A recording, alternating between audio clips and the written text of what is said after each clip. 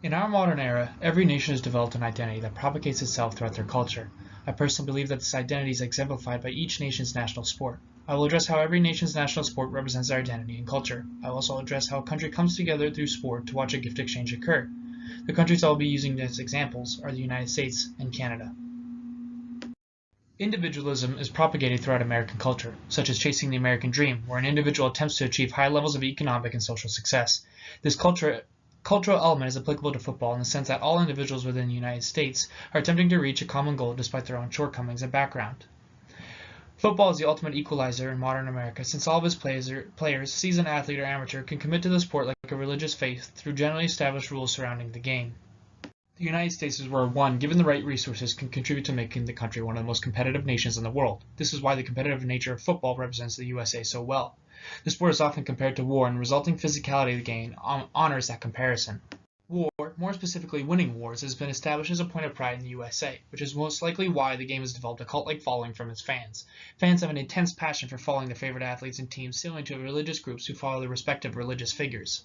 The gift exchange of competition on the field gives back to the fans of the sport, and it's what attracts American families to watch the spectacle together, especially during events like Super Bowl Sunday, where gift exchanges occur in the form of fair competition, food, and companionship. The second country I will analyze will be Canada. Being Canadian, I know that we take great pride in our love for the outdoors, and more specifically, winter sports. Hockey is a far more relevant topic than any religion I know of in our country. Hockey has been described as one of the most dangerous and difficult sports the world currently plays. Mastering the balance of speed, strength, and agility while skating, stick handling, and avoiding your opponents takes years to master. However, the Canadian values of conquering any challenge that you face with grit, intelligence, and respect are only a few reasons why the game of hockey represents Canada's national identity so well. The game of hockey is one which requires intense physical conditioning and mental toughness. Players' toughness is also proven when they willingly come back to play on the ice after suffering injuries where most athletes would seek medical attention. Hockey players shrug off the pain and get ready for the next shift.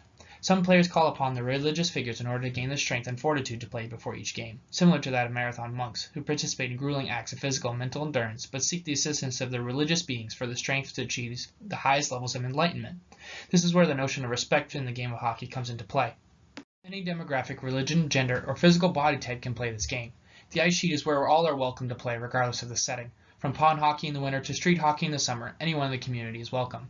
In the case of street hockey, rules are established before each game, like the Haudenosaunee do, just before each lacrosse game. This is a great point of pride for Canada because we've been recognized as one of the most open and tolerant societies in the world. Our nation is the most united when we compete on the international stage, similar to that of the United States on Super Bowl Sunday. The gift exchange of competition overcomes all differences and communities bond over the common love for the game of hockey and the immense sense of pride that our country has while watching the very best play and represent us the best way they can. In conclusion, national sports are a great representative for the national identity of a country. Whether it be on the football field or on the ice, players compete to display a gift exchange, which brings our nation closer together. All differences can be forgotten when communities are brought together over a common love for a sport, which represents the nation in the very best way possible.